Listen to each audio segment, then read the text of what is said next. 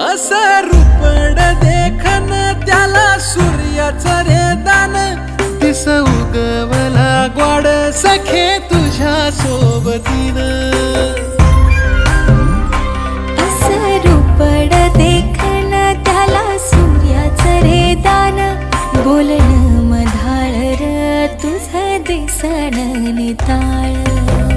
रंग आला गोऱ्या गाली प्रितोली चिंब झाली राणी तुझ्या रूपा पुढे ठेंगण आभाळ ग